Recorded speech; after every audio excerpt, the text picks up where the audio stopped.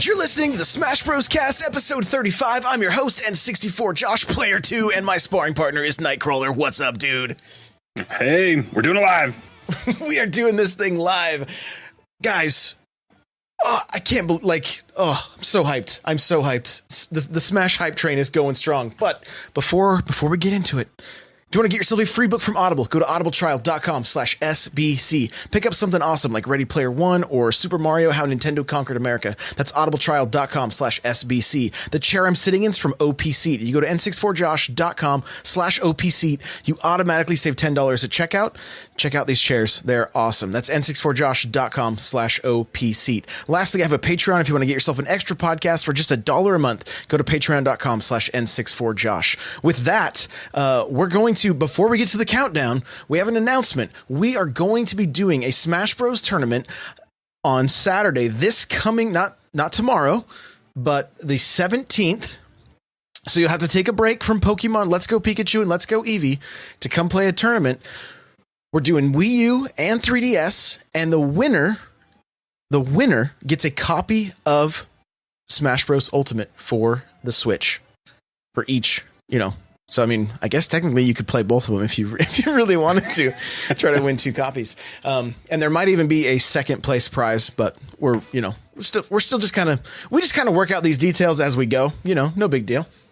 But we'll just send you a copy of the game, but not the case, because Josh wants to keep the case. That's what it's going to be. Exactly. I don't have the case yet. I need the original case. So that's going to be the November 17th, 7 p.m. Pacific Standard Time, 10 p.m. Eastern. Be in the Discord for all of the information. n64josh.com/Discord. Okay, that's going to be the best place. That's how we'll have the signups in there. Everything will be there. So be in the Discord. Come do the tournament with us. It's going to be a good time. I'm pretty sure it's just going to be digital copies of the game too. Just throwing that out there. That's just the easiest in case somebody wins outside of the States, that kind of stuff. We'll just make sure it's digital. So there you go. With that, we can get to the countdown to Smash. Alrighty. Today is, what is today? Today is 11. 9. Did I write it down? 9. Did I write that down wrong? Yes, you put the 4th. 11/9. We are, because I was getting excited and I put 4 weeks to Smash. We are 4 weeks away. 3 more shows after this without Smash, and on the 5th show, we will. No, is that right? Next week is. I know I'm dragging this out a little bit here now. So next week is 9/16. 9/23 is Black Friday is 9/23, and then so 30th, 3 more shows, and then the 5th show or 4th show we'll have to take a break. You and I are going to be exhausted probably. We're going to take a break, and we'll come to you live. Oh my gosh, it's going to be unreal. Like the hype is going to be real. I can't wait for that show. Like I think we'll have a little mini competition who has more characters unlocked. Kirby Geek wants to know if anybody on this show can do math. No. Math is hard, man. $126 or whatever for 2 NES controllers. It's difficult stuff out there. You never know. Crawlers like Chicken Little. All right. So jumping into the Smash news. So we've been seeing footage come out of Spain. There's been some other footage from some other locations, and people are beginning to build tier lists. We're getting to see some of the moves from different characters, things like that. So we just kind of grabbed a couple of highlights from things that we've seen over the last week. And one of those things is DeDeDeis is going to be able to inhale and spit all projectiles. So that's kind of new, a little bit different. It's almost like he has a cape now, right? Sure. So, and I also saw something with DeDeDeis earlier this week. I feel like his grab to up throw to up tilt, I think, was a crazy confirm at like 57%. I think, I don't remember what the exact numbers were, but it was something fairly broken. But I saw it happening on Delfino Plaza as well. So it was super low ceiling and all sorts of craziness going on. But yeah, so I feel like heavyweights are going to be strong in Ultimate just because everyone's move speed is faster. but we have all these new moves coming out. I saw something, I think yesterday, with King K. Rool's back air is him coming like over his head to punch, and it's a spike. So it's something, it's going to be crazy. I love it. I love it. So here's the question, and I'm going to put you on the spot a little bit. But what you just said was that it's kind of broken. Do you really feel that way? Do you feel that if he has a kill confirm at 56, being a heavyweight, that is broken? Knowing that, and is that in 1v1 play, or was that in? I think it was with multiple characters on the screen. So but I mean, heavyweights in general, with any game, like, and this is kind of why I wish we had a Smash test coming. With any game, when you put it in the hands of the millions of people that are going to play it, you can analyze that much more data that much faster than what you get in internal testing. So, I mean, I'm hoping that they've looked at a lot of the information from Big House and the Best Buy events and all that kind of stuff. I don't know if all those systems have been hooked up to an online network to convey that information back to the mothership for them to analyze, but I'm hoping that this game is too massive to not have a day one patch, because I think you've downloaded the game, you preloaded it, right? And I think it was only 13 something gigs. Yep. And if my memory serves me correctly, I think that there was something saying 16 gigs was the game. So there might be as big of maybe a 3 gig download on day one, and that could potentially have some balance patches as well. So take with a grain of salt all these tier lists that you're seeing come out, because it is a build. It's obviously it's a more complete build than what we've seen at E3 and the Best Buy events that we've been seeing lately. But I still feel like there is balance changes coming. I mean, Smash for Wii U had, I think, 17 balance patches. This game, I think, could be patched fairly often, but we'll see. This is really what's kind of got me curious, because anytime a game goes out and the developers think, oh, we have crossed all of our T's and dotted all of our I's, unless they're Bethesda, they know that will never happen. There's not enough. or Rockstar. I think Rockstar can't do that either. Yeah, which, I mean, you can't blame them for that. They make these massive games, right? All I ever think about is Malcolm from Jurassic Park saying life will find a way, right? It's like this game goes out into the wild and there's going to be I mean, it's, obviously they had no clue in Mario Tennis Aces that Bowser Jr. was as broken as he was. It wasn't until you see everyone use it, the data starts to come in, and then, okay, we got to get a nerf going. So, yeah. And I commend Nintendo for how quickly they responded to that as well. Absolutely. I mean, that was within 2 or 3 weeks of the game coming out. They got a balance out for that. Yeah, absolutely. This game, I mean, obviously with what's the roster? It's, if you don't count Pokemon Trainer as individual characters, I think we're at 72. Something, I think as high as 75 if you do, because he's 3. I don't know. I can't remember the exact number. 72, 73, and then we're going to add one more with Piranha Plant. But that's a lot of balance with priority and with.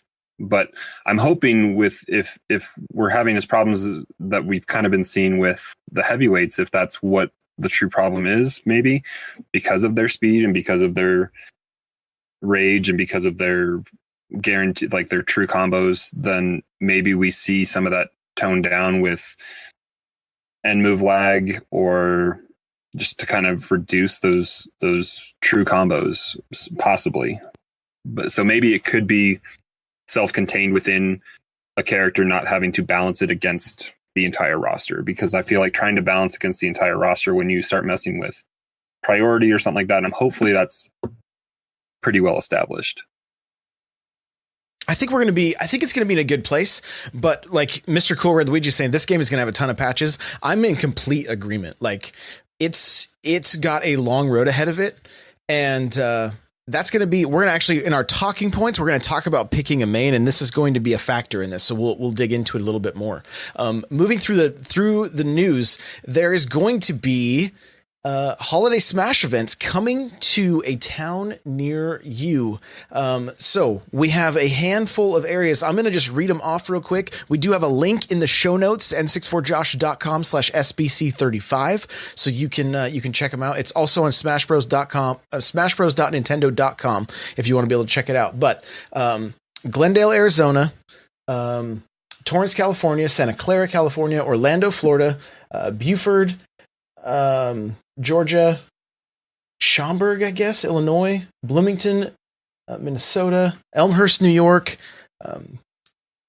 King of Prussia? What is this place? Pennsylvania, Houston, Texas, and Tyson Center. It's in Center. Pennsylvania, so who knows? Yeah, crazy. So there you go. Those are the locations that. So these events, it looks like they all start tomorrow, November 10th, and run through the 16th. So it'll be running until after, what is that? 9 days after the game comes out. So it'll continue. But the hours are going to be Monday through Thursday, 4 to 9 p.m. Fridays will be 3 to 9 p.m. Saturday will be 10 a.m. to 9 p.m. And Sunday will be 11 a.m. to 6 p.m. And this, from what I believe it is, this will be the build that we've been seeing all these tier lists and information coming out from. So it'll be presumably the whole roster unlocked already, is what I'm assuming. And it looks like these events are also going to have stuff with Pokemon Let's Go and Mario Party. Yeah, Super Mario Party. Yep. So they're just trying to sell. They're trying to sell parents on. This, I think, it's mainly at malls, and it's going to be sell parents on getting a Switch and check out these games that are coming out or are out. Yeah. So good times. Yeah, there you go. So we do have the link if you want to see the times and locations. Again, you can check that out in the show notes there. So, guys, this is kind of exciting. Zero's coming out of retirement. He has signed with a new team, and he did a video talking about his win streak and everything. I think it was. I saw. I think you posted this in the. Was it to me or was it in the Smash Bros? I don't remember chat. If it was if I just retweeted it or what, but yeah. Nairo is doing a reaction video, and he's the one that beat Zero, that broke the 56 game winning streak. Broke the winning streak. And Zero's like, I had an off day. And Nairo's like, you hear him just slam on the spacebar to pause the video. He's like, I think the video you showed me just cut out as he was about to just lay into a tirade, but he's like, an off day? An off day? It just gets all crazy. It's pretty good. Yeah, it's really, really good. We'll try to find a link to get it in these notes, but man, that was so funny. So funny. So good. It's really awesome to see that he's going to be coming back. He has a video. We have a link to it here about his top character in Smash. And who does he have that character as right now? Right now it's looking like Pikachu, and I think that's been on a lot of people's lists as being top tier. So I think Esam has had a video character as well, that you can start with. So it's something I think everyone can give a try and see how they feel and move forward from there. Yeah. I think Esam has put out a video as well with similar content. So, and again, we're gonna dig into this a little bit more before everybody jumps to Pikachu. We'll talk about it, but Zero's got some great content on YouTube for Ultimate, so make sure to check that out. There is now a commercial for Smash Bros, kind of like the holiday commercial, and we wanted to kind of break it down a little bit. And so if you guys have seen the commercial, right at the beginning of it, you see a Mario and a Pikachu, and Mario spikes Pikachu, and it's the slow-mo kill confirm. that we've come to the conclusion you can only get in a stock battle for the final stock, right? Because in timed, it wouldn't make any sense because that just keeps going. Maybe sudden death, it might end up having that same effect. What we're kind of trying to figure out here is if that slow motion animation pops up, is that automatically a kill confirm? Right? Does the game know? And I'm not talking like if it was because with the spike, depending on the character's percentage, they might be able to recover. But I'm thinking if it's a high enough percent that automatic that kicks in that animation and it's game over. You're not coming back. I don't know. What do you think, Crawlr? Yeah. Chat, we want to hear from you on this too. Okay, chat. Some people in chat might remember better than what you and I did when we were talking about this. So I don't remember if it was in because the E3 Invitational had, I believe they had some timed event. Maybe they had some timed events, and then some of them were stock 2v2 and 1v1s and free for alls, all that kind of stuff. So they had a lot of different matches going. So trying to determine which one was which. But I do remember some of those slow motion, zoom the camera in on that interaction being in the game, but it didn't always necessarily result in a kill. I don't know if that is something that's been tweaked or if that's something that we just noticed more from this trailer because they want to highlight the spikes and the final kills and all that kind of stuff. But I believe it's I from my experience playing the game, I played 6 total matches at my Best Buy event. I think you played a total of 4. Is that correct? 4 or 6? Yeah. Over the course of PAX and your Best Buy event. Mm-hmm. But I've encountered the final smashes that interrupt the game, but I don't remember any of these slow motion of just a smash attack kind of camera's angle. So I don't know if it's something that maybe has been taken out, tweaked, or changed. I don't remember. We played time events. Well, we played timed events. Yeah. Yes. Now that I'm thinking. Yeah. So we played time events. So I don't think we would have seen it. Here's the thing. The lightning, right? That comes out when you have landed what could be a kill if they don't DI correctly. Is the game going to hit that slow-mo? Like, let's say I do an up smash, right? And you're able to DI out of it, even though you're at a high percent and you get the lightning. That's a rare thing, but it does happen, right? Or if it's a forward smash and it's across the stage, right? And I have a chance to come back. You have a chance to do so. I'm just curious if just like in Smash 4 right now, where you see the lightning, but sometimes it's not a kill confirm. Like sometimes it's not a kill. Will that still happen? Because that would really throw off the game. Like I hope the game can just recognize at that point, like, I mean, the community has come to know straight confirms even without DI. Like even with all the DI in the world, there are straight confirms from certain percentages. Mm-hmm. So I'm sure Sakurai and his team know the kill confirms from cross stage or not, from where the zeros and ones say that you are standing and they are standing, and the amount of damage you hit. I think the program written in the code could probably understand what is a kill confirm and what's not, and initiate that camera. But it also initiates from the second you put that forward smash in for that spike or for that cross smash. I mean, because it slows the camera down to actually watch Mario swing his fist, correct? Mm-hmm. Oh yeah, full on. Yeah, so I mean it's quick. If it's not a confirm every time, it will throw off the game, because what if if you're the one that pulls that move off, it goes slow-mo, you're like, oh, I'm done, right? But then that person recovers from it. it just seems like it would throw off the overall like flow, you know. We'll learn very quickly first weekend, I guess, if you should put your controller down or not. The thing that I'm thinking is, and chat's saying like there were some E3 videos that showed that animation that didn't lead to KOs. I don't know if it's because of the commercial, because they're trying to highlight that, but it looked like it was a longer animation than when you saw like Zero and Leffen going at it with Mario and Inkling.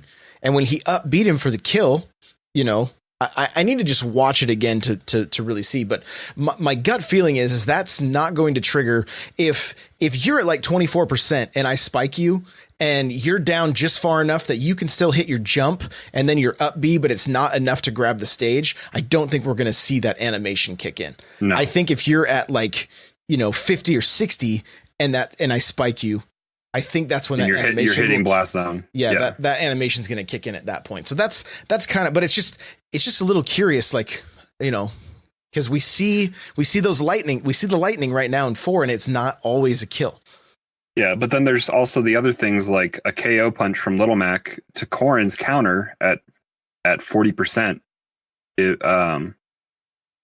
will be a kill confirm. So would a counter initiate that slow-mo? I think it would if it's the final stock. This will be interesting. Yeah, it'll be interesting to see. I love that it's there. I mean, it's cinematic. It's cinematic. Oh, it's beautiful. It's highlighting the game. It's the art of the kill. I had to check my heart rate when I saw Mario spike Pikachu in that commercial. I was like, "Whoa, am I okay? Like this is glorious." So, but yeah, so that was interesting. We also got to see the different ways people were playing: Pro Controller, Joy-Con grip, and single Joy-Con.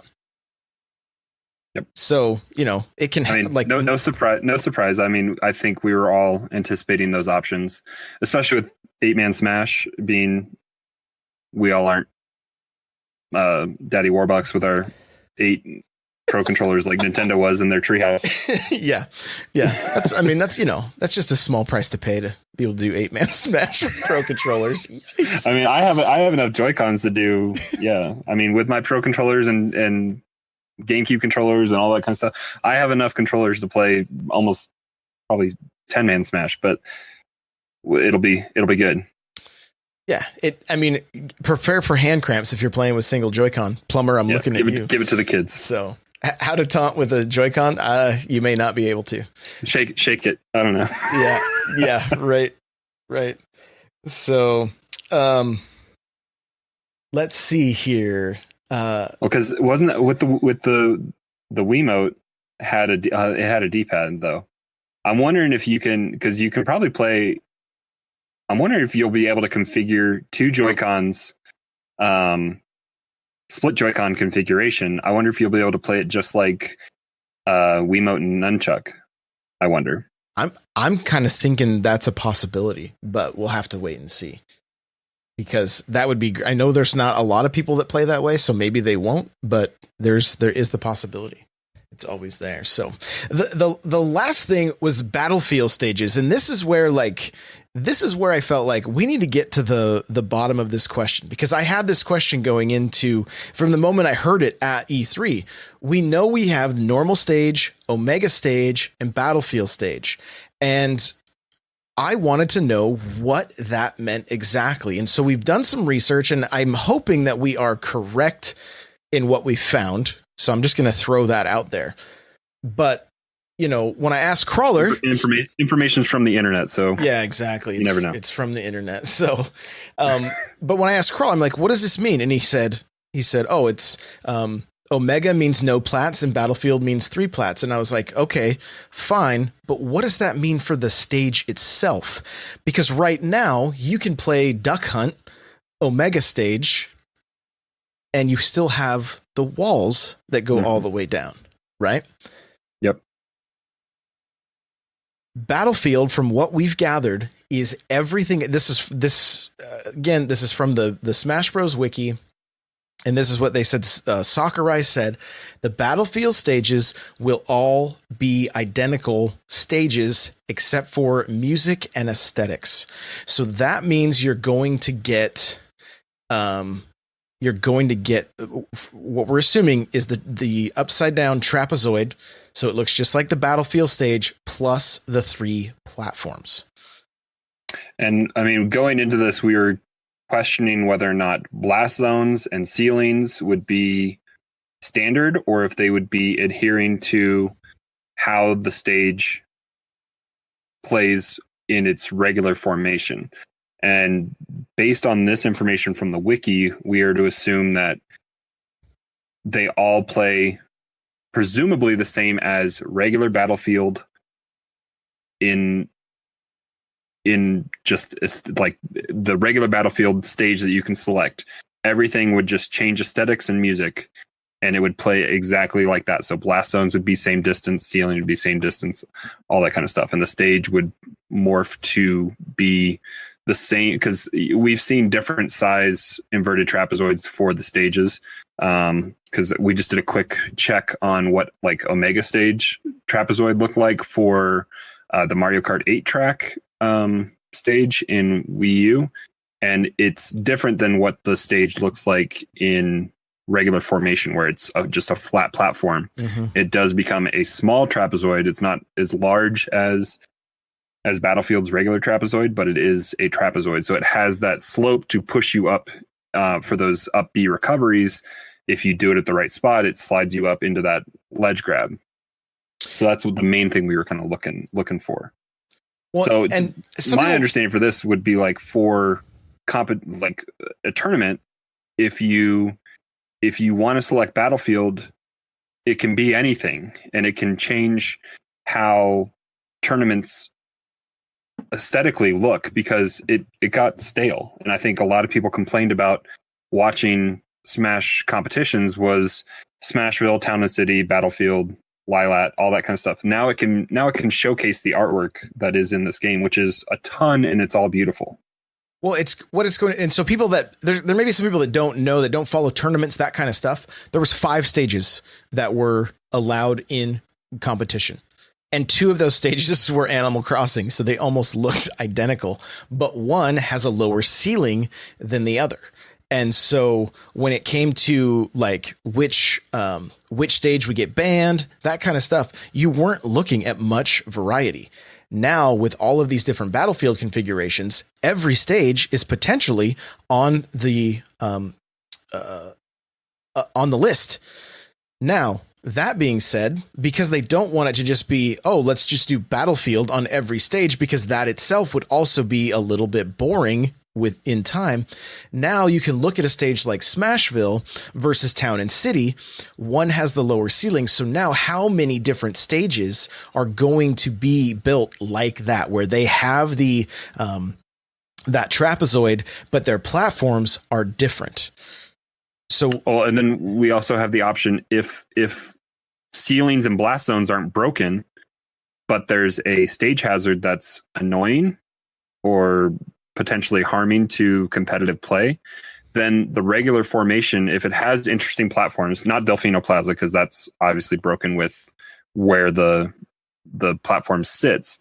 But if a hazard is the only thing holding back a stage, now we have the option to run stage hazard off.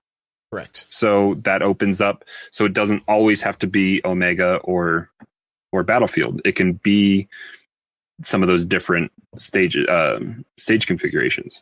So the best case scenario in my mind is that we see something similar to Town and City and Smashville, where you have maps that don't have to be run on Omega. They're just their standard stage configure.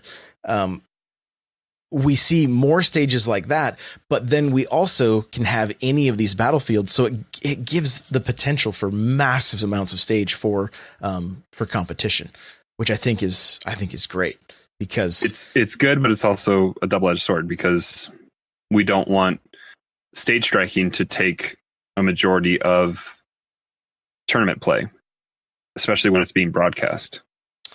Yeah. And we don't have this in the notes, but one of the things I saw this last week, if you like to hang out on the ledge, if you try to grab the ledge 5 times in a row, the 5th time you don't grab it, you fall. Oh, if you're just like melee players when they would just go. If you just are camping, you will fall on the 5th time. So interesting. You have to have your feet have to touch the stage after the 4th time, or you will just drop. So it's there's a lot of steps they're taking to make this a very interesting game to watch competitively.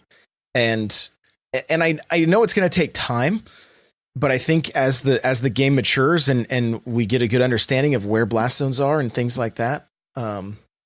Patrick Murphy says that's half the strategy for Wii Fit trainer mains. So, Leo says, what about tethered grabs? Yeah, I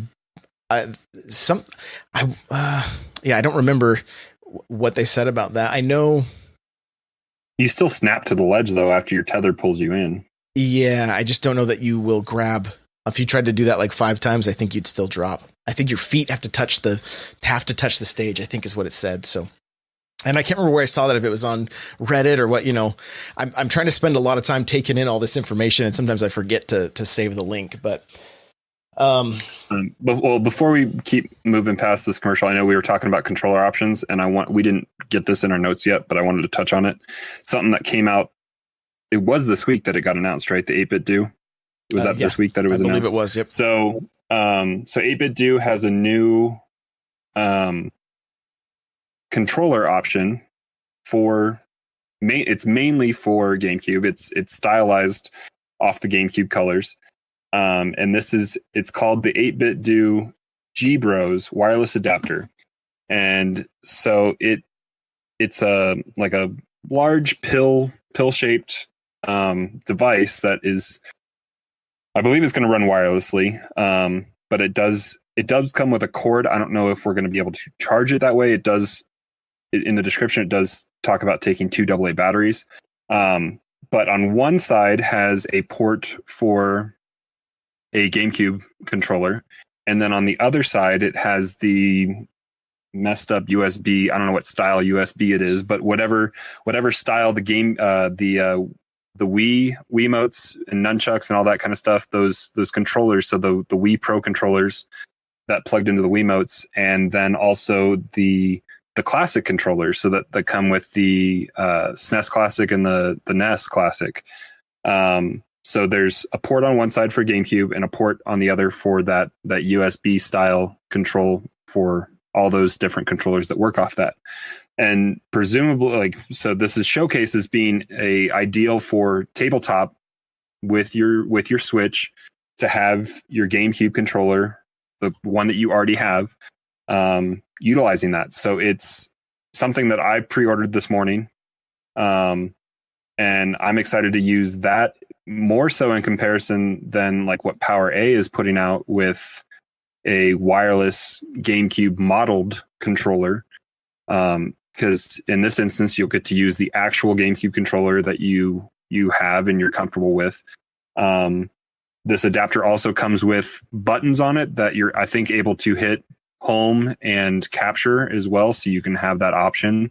You're not handcuffed by just using your GameCube controller or the classic controller. So this excites me because you'll be able to use the NES controllers that you have if you want to use that in tabletop without buying the controllers that Nintendo is going to be selling as an option for the classic games or anything else that could I guess function with that. So it's exciting. It also comes with like a strap to like tie up all your extra cord that your GameCube controller has, so you don't have just cord dangling around. So it's a nice feature to have. I'm excited to try it out. Yeah, I do have a link for it too. It's an Amazon affiliate link if you guys want to check it out. It's just n64josh.com/Gbros. You can go and pre-order it right there, and it's $19.99. So, and I mean, the other option to be able to play with a GameCube controller is you have to use, and we talked about it, you've got to get that little cradle that Nintendo put out, and then you have to get an adapter for USB-C to regular USB, and then plug your GameCube adapter into that, and then plug your GameCube controller into that, just to be able to play tabletop. So, which would probably be more than $20 to begin with. So it's $20 just for that stand. So yeah. So there you go. But it is another option if you really want to just be able to practice with your GameCube controller all the time. Okay, next up here, Game & Watch was in the news. Little controversy with Game & Watch. His forward smash had a feather, made him look like a Native American, and some people were really up in arms about it. It was kind of interesting to watch the internet like go back and forth on this. But Nintendo has responded and said that is not. I can't remember their exact quote, but something like it is not. They put out a tweet that it might come across as insensitive, and they apologize for it. And so I don't remember if I was listening to a podcast or if this was just on the internet. But they remastered or ported a lot of Game & Watch games, I think, to Game Boy in the 90s at some point. Correct. And the headband and feather were replaced with so it's a Game & Watch game that is a bunch of Game & Watches attacking a fort, I believe, and it was cowboys fighting against the Native Americans in the original Game & Watch. And so that was amended in this re-release on Game Boy, I believe, to have, instead of the Native Americans, it was bandits wearing like a bandana across their face, and they were attacking the fort. So that's presumably maybe what we'll get if they stay true to what they changed in the game originally when they re-released it. So we'll see. Gotcha. But it's been addressed by Nintendo. Yeah, and it is being removed. So I imagine that will probably be in the day one patch, So that happened. Then lastly, for as far as news, the Piranha Plant codes have already started hitting emails. If you have purchased the game digitally, then you should have an email. So make sure to check that spam folder or whatever if you haven't received it yet. I think they sent them out in waves, and I got mine like a few days after I heard they were being released. But I didn't put my code in until Saturday. I didn't put it in right away. So there's that, but the code is already out. So make sure you don't miss it. So with that, let's move on to the Smash blog, and looks like 10-4 is another new fighter. You got it open? 11-4, but yes. My bad. 11-4. We're not going that far back. Nope. All right. Today's fighter is number 60, Ken. Ken joins the battle as Ryu's Echo Fighter. Their differences are carried over from the original game. Ken's Hadouken is shaped differently. His strong Shuriken has flames, and he moves a bit faster. He has 2 final smashes. Shinryuken. I'm bad at the Japanese. Do you want to say it? You got it. No, I commended the guy that said it on the stream, and it's like you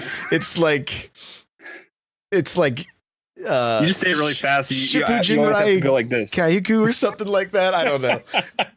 Okay, so he's got two different final smashes. One is up close, one's a little bit further away. You guys can read the blog if you want to read the Japanese. What's funny is the first one is just Shin Ryu Ken. That's all. It's literally it's Shin Ryu Ken. It's their two names. It's always been that way. It's them like kind of their names have always been in it. Yeah. So kind of funny, but. Yeah, really excited. Right. Ken's String Boy or Spring Boy, ready to go. Not Spring Boy, it's Spring Man. He's an assist trophy. And wait, we didn't put it in the notes because this reminded me. The 5 characters have already been decided for. Oh yeah, that was in a Sakurai interview. I think he mentioned that. Yeah, they've been decided, or Nintendo has approved. I think. If I remember reading the article, I think Sakurai had a bunch of ideas, presented them to Nintendo. Nintendo decided on the 5, and now they're working on them, I believe. Which could mean getting licensing, that kind of stuff. That kind of thing. Yep. So, on top of obviously developing them, but licensing's got to be secured first. So we have the Springman Assist Trophy. I mean, if they just do Waluigi, that's lazy licensing, Anyway, Springman jumps and dashes around the stage while using his stretchy arms to punch, just like he does in the ARMS game. In a pinch, he can unleash his powerful rush attack to pummel the opponent. Oh, next up we have music. Where's it from? You can listen to the Street Fighter 2 Guile stage. Even fans who have heard this song hundreds of times will find new nuances to this fresh version. Arrangement by supervisor Yuzo Koshiro. Nice. Here we go. Guile stage.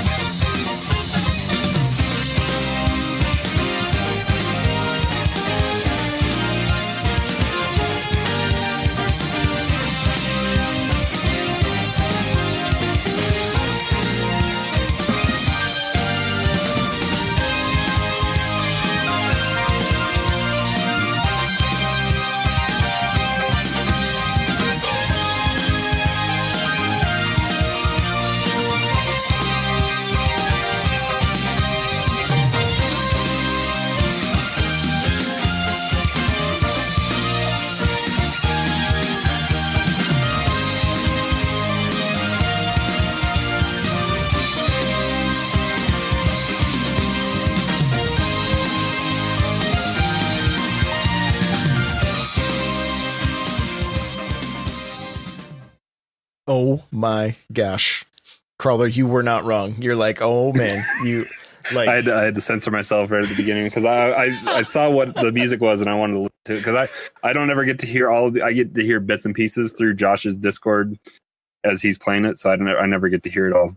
So I had to listen to it beforehand and it was really good. Oh, so good. Mr. Cool Red Luigi's like, is this always going to play when Guile appears? I hope so. So really, really, really good stuff there as usual. Like, yeah, just awesome stuff. Okay. Back to the blog. What do we got next? So on 11.6, we had spirits talked about. Spirits are characters that have lost their physical forms. Equipping your fighter with spirits will power them up with all sorts of new abilities. Wondering how many kinds of spirits there are? You'll have to see for yourself. And they have in the blog post here, there are a bunch of I didn't realize you could do this. There are 3 different pictures here. And looks like we see like some Blooper and Knuckles and what's the dude that sells you all the food from the food truck in Splatoon? He's in there. And looks like a Medusa head. And is that an angry Mr. Rossetti up there in the corner? It looks like a very angry Mr. Rossetti. That does. You didn't save your game when you left. Yep. He's mad. But yeah, KK Slider, bunch of different Pokemans, as Josh would say. Careful. Yep. What's the name of your rhino in Donkey Kong? I forget. No idea. I forget what his name is, but lots of spirits to find out. But there's 3 different like pictures here to look at. Shy Guy on the 3rd page, Skull Kid. When look at the cards, each of the cards. I mean, you guys are just listening. I understand, but like, there's also slots to add different things. So I have a feeling it's going to be a very, very deep and just kind of a. Yeah, it's a gotcha game for free inside this game is what it is. So it's a gotcha game that you don't have to pay money for, which is good. I do want to point something out. Look at the page. Look at the second card in. It almost looks like a Bowsette. Do you see that?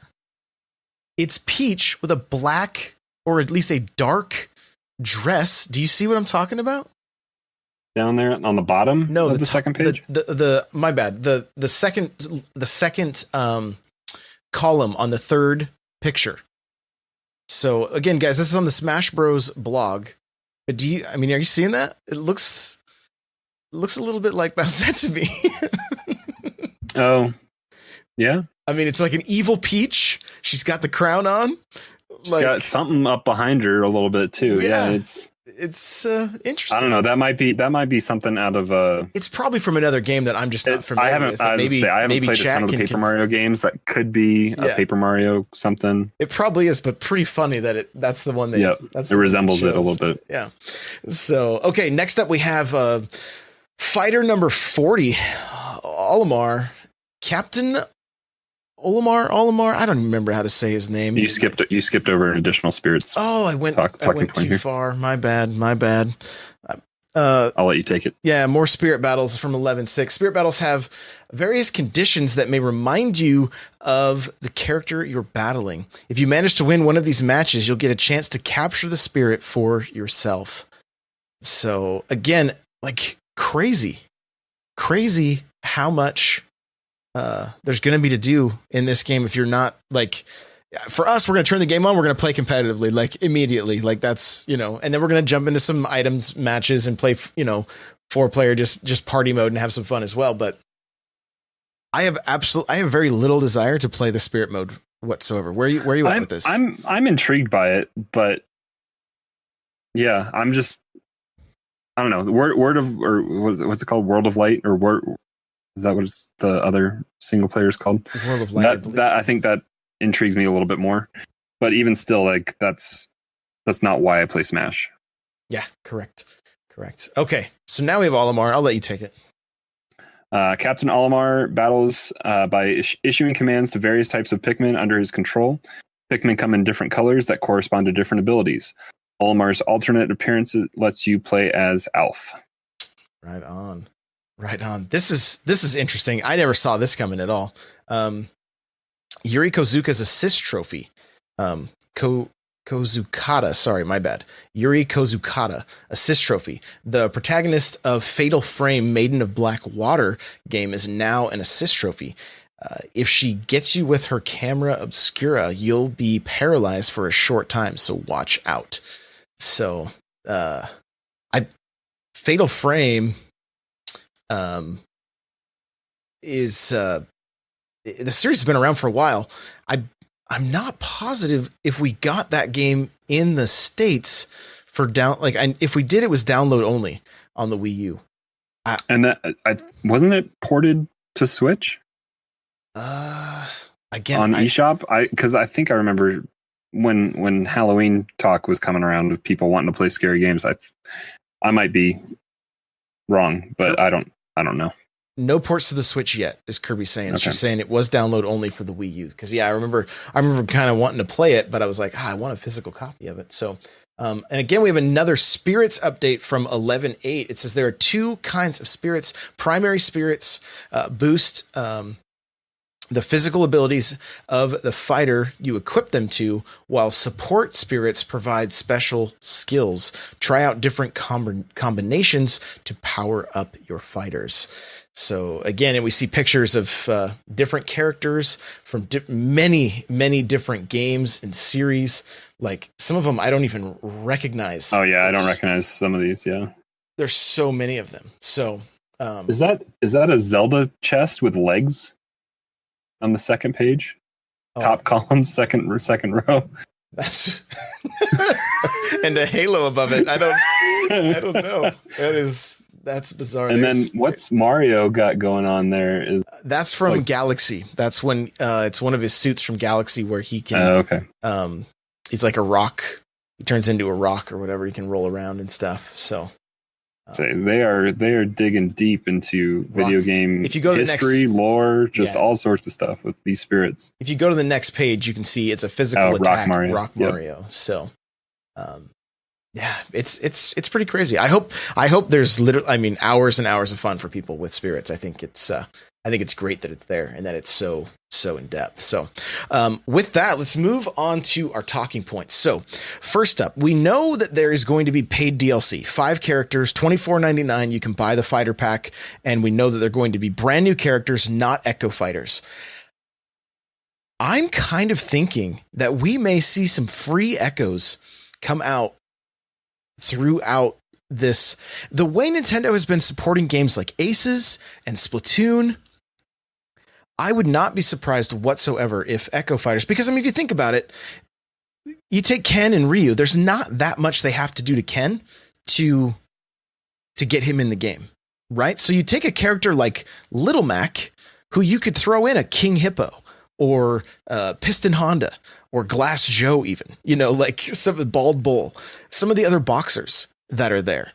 You take Incineroar, and now you've got the potential to put in Zangief from Street Fighter, right? he's a Russian wrestler, and they even reference Zangief with Incineroar with like a spin attack or something. I don't have the exact details, but something like that. And so I'm thinking we might see, a handful of free echoes, possibly more costumes, things like that, for characters. I don't know. It'd be great to see, honestly. I would love just to see, this isn't a complaint about the amount of characters, but I think echoes may be an easy way for Nintendo to do some more just free content as the game goes on.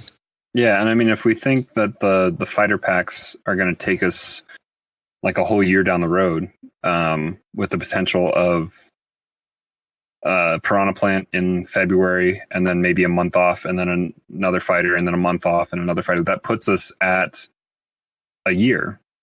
And maybe those months in between, we get a free echo. Possibly. I don't know. And the other thing I wonder about too is I wonder if we don't see a pack that is trophies turned fighters, where we can see Springman, Waluigi, characters that a lot of people were hoping for might get into the game. Who knows? They've already got the models, right? They've already got the character models. Everything's like, it's just a matter of getting the moveset. And as long as we get to curb stomp with Waluigi, because isn't that what is he still doing that? Does he come out and just like smash your head with his feet? I don't even know. I'm not even sure, but it's kind of vicious. Yeah. So, all right. Well, the main talking point I want to talk about, and we've kind of touched on this before, but like, I think I saw a tweet from Coney, and I retweeted it talking about like, we're seeing tier videos come out because it's an easy piece of content for creators to do, where they can look at footage and make that list. Now, we don't even know for sure that that's the final build of the game, right? And so what his tweet was like, hey, don't base your main off of these tier lists, right? Still pick, like, we want to see as much variety as possible, so you don't have to go for that top tier character all the time. Like, that's one of the coolest things with Smash is when you see somebody come up and like, all of a sudden Jigglypuff is just dominating, or you see, or Toon Link took on Bayonetta.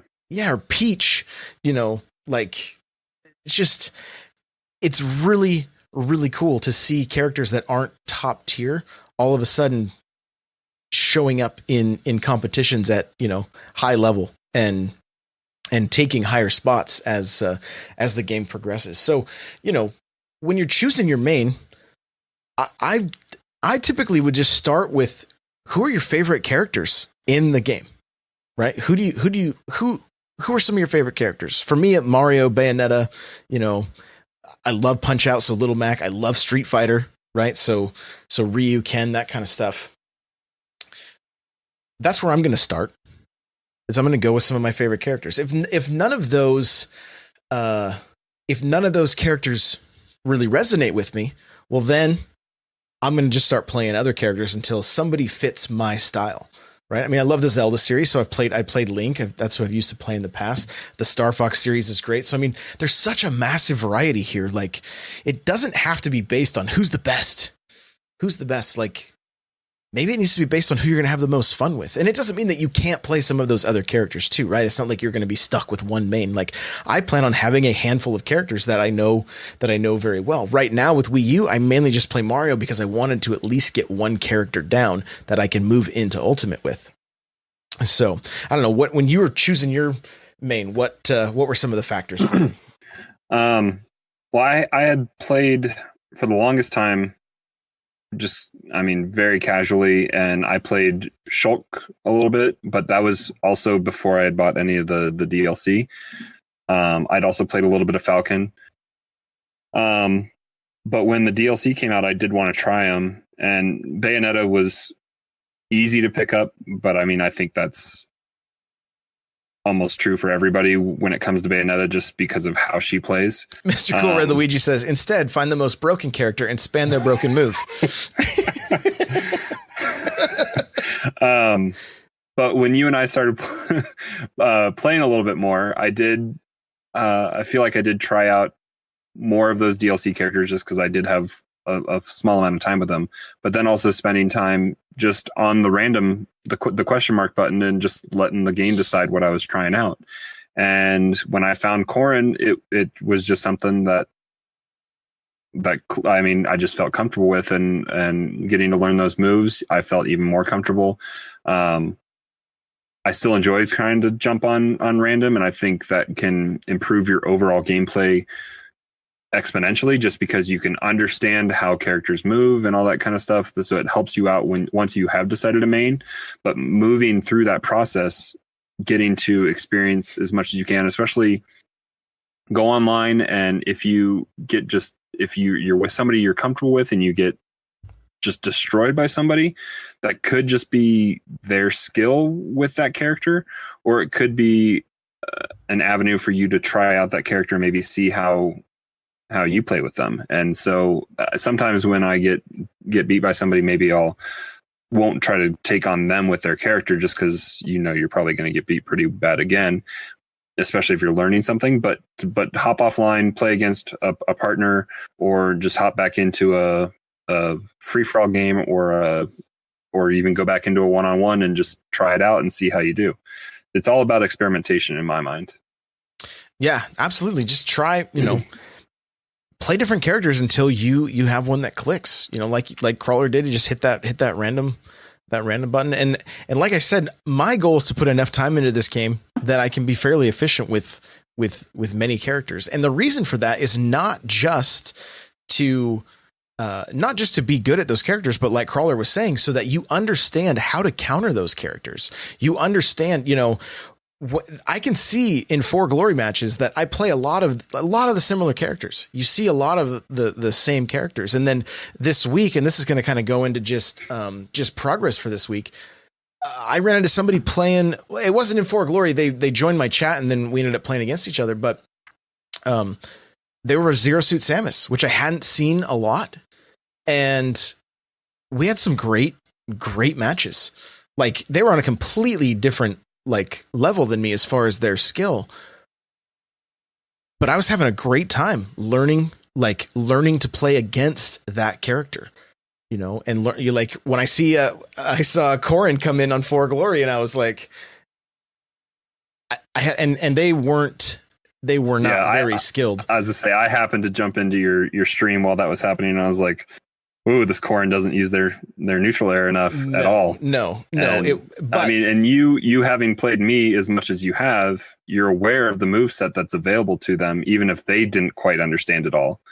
And you were able to anticipate different things and were able to kind of dissect it a little bit. And I feel the same way when I run into a Mario on 4 Glory as well, as I understand the different possibilities that are there. But that's also because that is our most common matchup, and we have understood it. And trying to go against somebody that plays a different character can sometimes be very challenging if you don't understand all the possible options for recovery, or for spacing, or for neutral game, all that kind of stuff. It can, once you understand it, you're able to dissect it and potentially find openings. Here's what I've had happen to me. Maybe you've had the same thing. I will be in 4 Glory, and I will beat somebody maybe once, maybe twice, and then they switch to Mario. So they're like, okay, that's it. You've beat me with Mario. Now I'm playing you with Mario.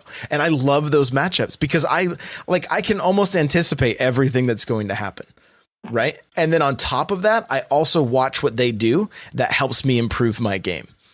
Okay. So this is what I heard multiple times this week while I was streaming Smash.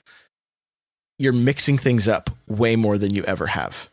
Okay. So in my journey with this game, what has happened is I will learn something.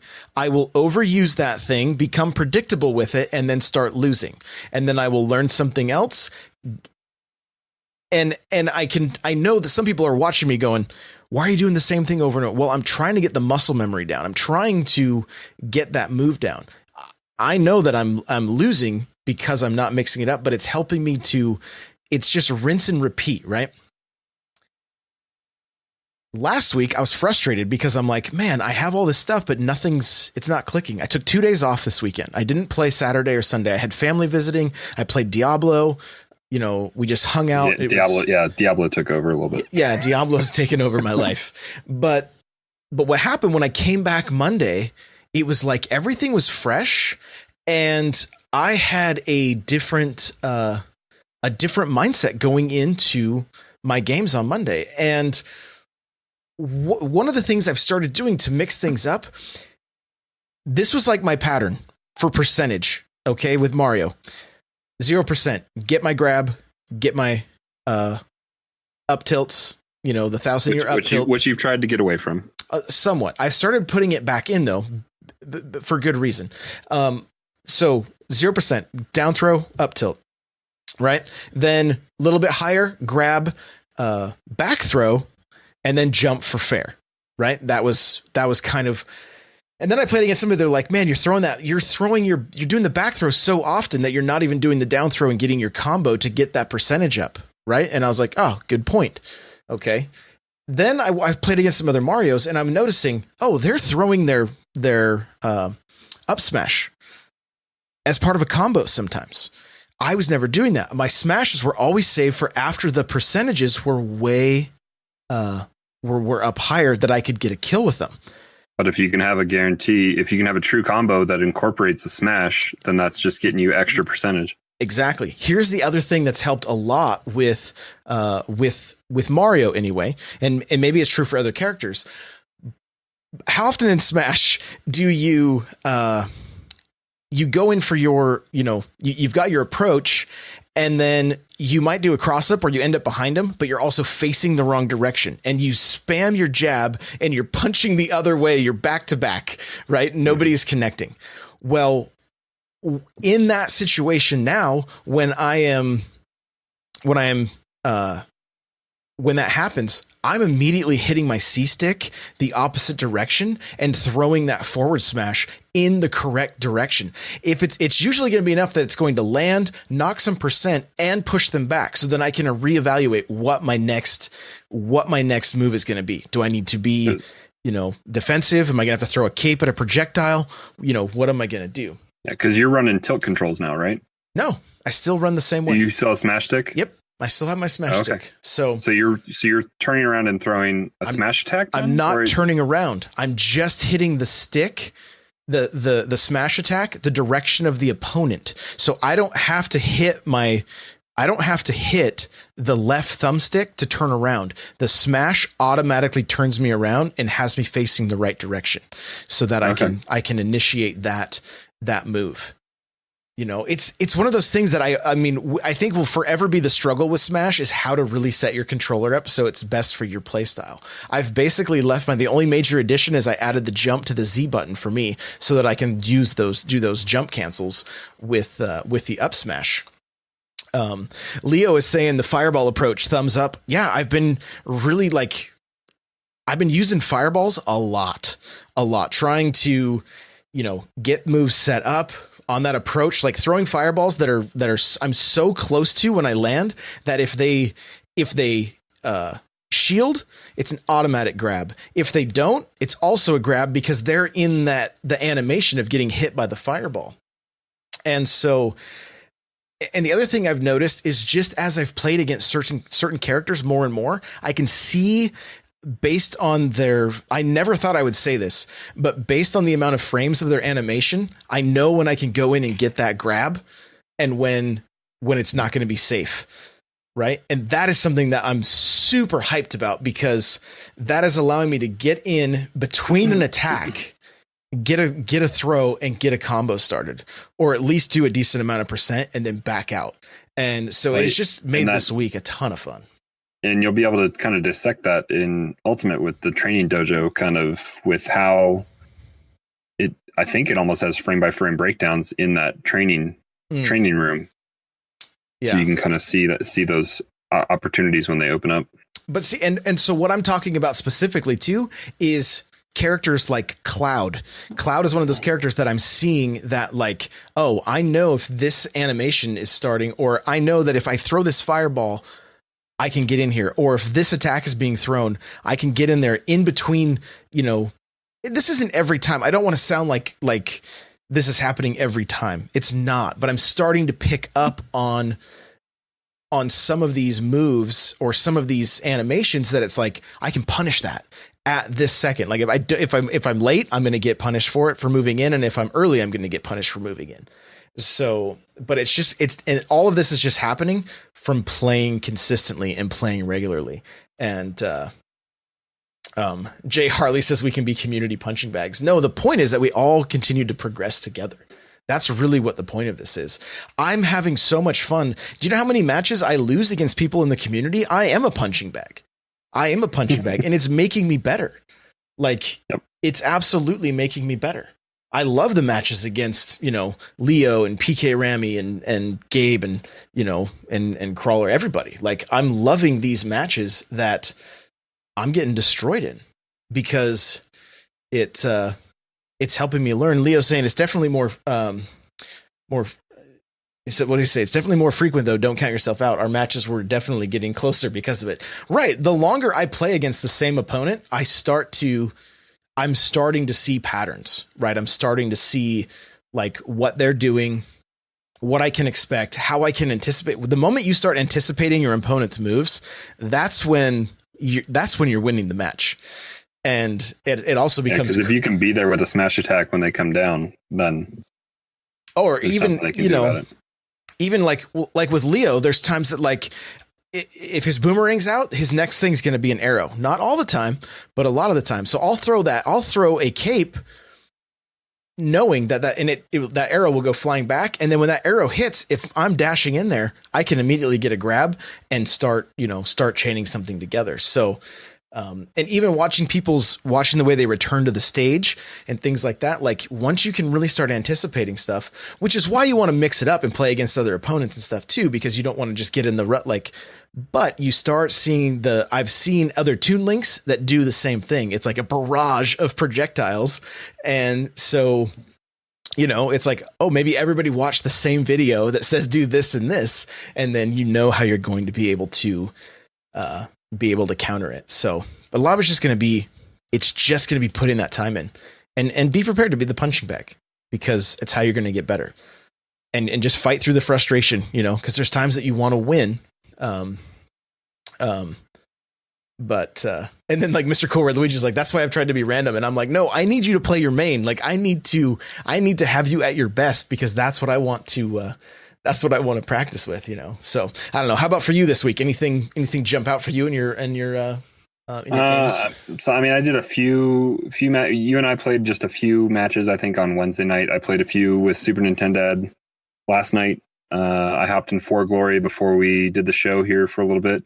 I'm just still working on that neutral game, and I feel like I've been mixing stuff up a little bit. So I've been seeing progress, but Diablo consumed my life this week a little bit, so I haven't played as much as I was hoping to. But we'll need to get back to it, especially with only 4 weeks to go. Got to get back in it. Got to get back into it.